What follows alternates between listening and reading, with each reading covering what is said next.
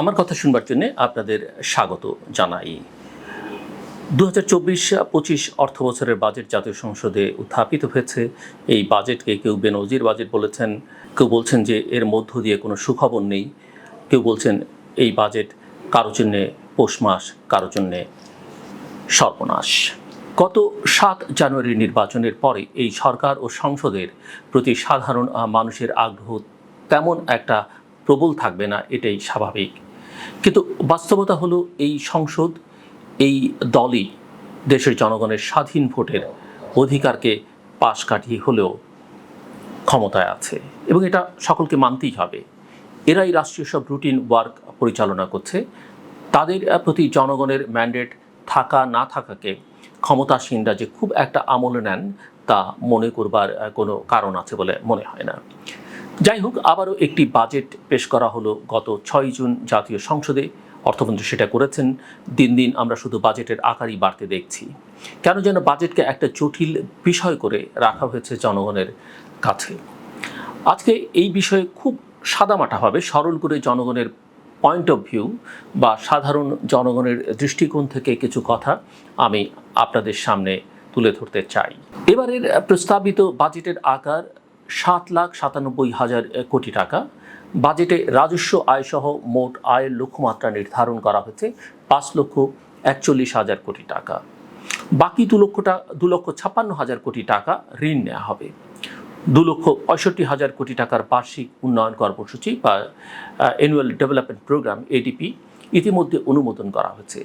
আমি যেটা বলতে চাচ্ছিলাম যে বাজেটের আকার বাড়ে আর সাথে পাল্লা দিয়ে জনগণের ভোগান্তিও বাড়ে।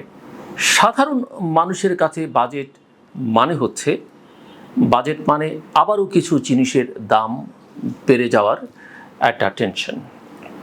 বাংলাদেশে জিনিসপত্রের দাম কমই দেখা যায়, একবার বাড়লে সেটা কখনো আর কমে না, কিন্তু প্রতিনিয়ত দামটা বাড়তে কিন্তু দেখা যায়, সেটা বাজেটকে উপলক্ষে করে হোক বা অন্য যে কোনো কারণে হোক। বাজেটের এইসব জটিল অংশ, বিশাল পরিমাণ টাকার হিসেব নিকেশ আমাদের সাধারণ মানুষ হয়তো খুব একটা বুঝতে পারেন না। আমি নিজেও অর্থনীতিবিদ নই, যদিও বা খানিকটা অর্থনীতি পড়বার সুযোগ হয়েছিল বিশ্ববিদ্যালয় জীবনে মাইনর সাবজেক্ট হিসেবে। একজন সাধারণ নাগরিক ও বেশ একটা লম্বা সময় সাংবাদিকতার সাথে যুক্ত থেকে যতটুকু আমি বুঝি তা খুব সরলভাবে আমি আপনাদের সাথে শেয়ার করতে চেষ্টা করছি। এবারকার বাজেটের অনেকগুলো দিক নিয়ে আলোচনা হতে পারে। কার্যকর বিরোধী দল না থাকায় বা সংসদে কার্যকর বিরোধী দল না থাকায় বাজেট নিয়ে সিরিয়াস ধরনের সমালোচনা আমরা শুনতে পাবো, এমনটা মনে করা অস্বাভাবিক। এবারের বাজেটের দিকে তাকালে যেসব জিনিসপত্রের দাম বাড়বে বলে ধারণা করা হচ্ছে বা জানানো হচ্ছে, তাতে সাধারণ জনগণের জীবন ধারণের উপর চাপ বাড়বে, তা মোটামুটিভাবে নিশ্চিত করেই বলা যেতে পারে। আমরা যদি এক নজরে দেখে নিতে চেষ্টা করি কোন কোন জিনিসের দাম এই প্রস্তাবিত বাজেটের ফলে বাড়বে, তাহলে এই বিষয়টা অনেকটা স্পষ্ট হয়ে যাবে। বাজেটে যেসব শুল্কর প্রস্তাব করা হয়েছে বা করা হয় তা সাধারণত তাৎক্ষণিকভাবে কার্যকর হয়। এবারকার বাজেটের কারণে যেসব পণ্যের দাম বাড়ছে তার মধ্যে অন্যতম কয়েকটি নিয়ে আমি খানিকটা আলোচনা করতে চাই। দেশের বাজারে যত ফ্রিজ বা রেফ্রিজারেটর বিক্রি হয় তার ৯০%ই দেশে উৎপাদিত। দেশীয় ব্র্যান্ডগুলো যেমন দেশে ফ্রিজ উৎপাদন করছে, তেমনি বিদেশি ব্র্যান্ডের কারখানাও হয়েছে। দেশে তৈরি এসির উপর ৭.৫% ভ্যাট আরোপ করা হয়েছে। ফলে ফ্রিজ ও এসির মূল্যবৃদ্ধির আশঙ্কা তৈরি হয়েছে। আবহাওয়ার বিরূপ প্রভাব আমরা দেখছি, তাপমাত্রা প্রায় অসহনীয় অবস্থায় চলে যায়। ফলে এসি বা ফ্রিজ এখন আর বিলাসী পণ্য নয়, অতি প্রয়োজনীয় পণ্য হিসেবে দেখা হয়। কিন্তু এইসবের মূল্যবৃদ্ধির ফলে জনগণ গরমের কষ্টের মধ্যেও স্বস্তির কথা চিন্তা করে এমন সব পণ্য কিনতে হিমশিম খাবেন। ফলে জনভোগান্তির কমার কোনো সুযোগ আছে বলে মনে হয় না। প্রতি বছর বাজেট আসলে সিগারেটের দাম বাড়ানো যেন একটা নিয়মে পরিণত হয়েছে। সিগারেট, বিড়ি ও তামাক জাতীয় পণ্যের উপর শুল্ক বাড়ানো হয় প্রতি বাজেটেই। অনেকেই বাজেট আসার আগেই দাম বাড়িয়ে দেন, অনেকে স্টক করেন। সিগারেট বা তামাকজাত পণ্যের ক্ষতিকর দিক সম্পর্কে আমরা সবাই জানি, কিন্তু দাম বাড়িয়ে এই ক্ষতির হাত থেকে জনগণকে রক্ষা করা সম্ভব নয়। তামাক নিয়ন্ত্রণের নীতি ও কৌশল নিয়ে সিরিয়াস কাজের ঘাটতি আছে। যারা সিগারেট ও তামাকে অভ্যস্ত তাদের উপর এতে চাপ বাড়বে।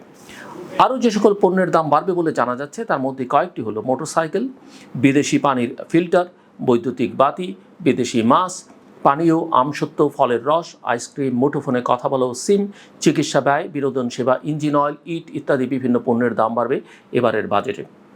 এখন এখানে অনেক পণ্য আছে যার মূল্যবৃদ্ধি সরাসরি জনগণকে ক্ষতিগ্রস্ত করবে। চিকিৎসা সরঞ্জামের দাম বৃদ্ধি পাবে, ফলে চিকিৎসা ব্যয় বাড়বে। এমনিতেই দেশের স্বাস্থ্য ও চিকিৎসা খাতের অবস্থা খুবই করুণ, তার উপর চিকিৎসা ব্যয় বাড়লে এই বাজেটের ফলে জনগণের জীবনের উপর কী প্রভাব পড়বে তা আর বলবার অপেক্ষা রাখে না। এই বাজেটের অন্যতম আলোচিত ইস্যু বলা যায় মোবাইল কল রেট ও ইন্টারনেটের দাম বাড়ানো। একদিকে ডিজিটাল থেকে স্মার্ট বাংলাদেশের বিজ্ঞাপন, অন্যদিকে অস্বাভাবিকভাবে কল রেট ও মোবাইল ইন্টারনেটের দাম বৃদ্ধি অনেকটা নিষ্ঠুর প্রশাসনের মতো। বাংলাদেশে এখন 12 কোটির উপর মানুষ মোবাইল ইন্টারনেট ব্যবহার করেন, আর এই মোবাইল ব্যবহারকারীদের মধ্যে অতি গরিব শ্রেণীর লোক থেকে শুরু করে প্রচণ্ড বিত্তশালী সবাই আছেন। ফলে এর প্রভাব সাধারণ মানুষের জীবনযাত্রায় পড়তে বাধ্য। বাংলাদেশে মোবাইল ইন্টারনেটের দাম নিয়ে অনেক দিন থেকেই সাধারণ মানুষের মনে ক্ষোভ আছে।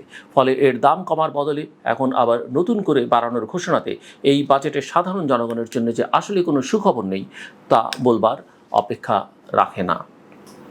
বাজেটের জটিল বিষয় নিয়ে আমি বিস্তারিত আলোচনা এখানে যেতে চাই না। সাদা চোখে যা দেখা যায় তাতে স্পষ্ট বুঝতে পারা যাচ্ছে এই বাজেটের বিশাল আকার দেখে আমরা ভরকে যেতে পারি। সরকার গর্ব ভরে এই আকার নিয়ে তৃপ্তির ঢেকুর তুলতে পারে, কিন্তু এতে জনগণের জন্য কোনো সুখবর নেই। অন্যদিকে বিদেশি ঋণ আমাদের জন্য ইতিমধ্যেই একটা বিরাট সমস্যার বিষয় হিসেবে হাজির হয়েছে। আমাদের দেশের অন্যতম প্রধান উন্নয়ন সহযোগী আমেরিকা সহ পশ্চিমা বিশ্বের বিনিয়োগ আশঙ্কাজনকভাবে কমছে গত কয়েক বছর ধরেই। শুধু কূটনৈতিক সম্পর্কই খারাপ হয়নি, বিনিয়োগ ও বাণিজ্য সম্পর্ক ক্রমেই অবনতির দিকে যাচ্ছে আমরা দেখতে পাচ্ছি। এর মধ্যে আরও 2,56,000 কোটি টাকার ঋণ নেওয়া হবে এবারের বাজেটে জানানো হয়েছে। ঋণ করে এই বিশাল আকার বাজেট দেওয়ার মধ্যে আসলেই কি কৃতিত্ব আছে তা আমাদের মতো সাধারণ মানুষের বুঝতে পারবার কথা নয়। ঋণ করে ঘি খাওয়ার পরিণতি কোনো কালেই কোনো দেশেই ভালো হয়নি। ফলে এইসব ঋণের মাধ্যমে উন্নয়ন কাজের ফায়দা কি তা মানুষ না বুঝলেও মানুষ এটা বোঝেন যে যত খরচ তত লুটপাটের সুযোগ তৈরি হয়। এটা এতদিনের অভিজ্ঞতা কিন্তু আমরা দেখতে পেয়েছি। ফলে বিশাল বাজেট দেখে জনগণের কপালে চিন্তার ভাঁজ পড়লেও লুটপাটের সিন্ডিকেট খুশি হতেই পারেন। বাজেট মানে রাষ্ট্রের আয় ব্যয়ের একটা আগাম পরিকল্পনা। ফলে বাজেট যত বড় হবে আর ব্যয় যত বেশি হবে, সুবিধাভোগীদের জন্য ততই আঙুল ফুলে কলা গাছ হওয়ার মতো সুযোগ তৈরি হবে। ফলে এই বাজেটে কারা খুশি আর কারা বেজার তা আশা করি এতক্ষণে পরিষ্কার। আসলে জনগণের কাছে দায়বদ্ধতা না থাকলে কোনো কিছুতেই, কোনো আয়োজনেই জনগণের জন্য কোনো সুসংবাদ থাকে না। জনগণের জন্যে বা জনবান্ধব বাজেট বা যে কোনো পরিকল্পনার জন্য জনগণের বৈধ ম্যান্ডেটের সরকার যেমন দরকার, জনগণের প্রতি দায়বদ্ধ রাজনৈতিক নেতাদের সংসদেও থাকা দরকার। Me my man with my dummy নিলে জনগণের কল্যাণ করা যায় না। এতক্ষণ আমার কথা শুনবার জন্য আপনাদের অসংখ্য ধন্যবাদ। আপনাদের সবার জন্য শুভকামনা।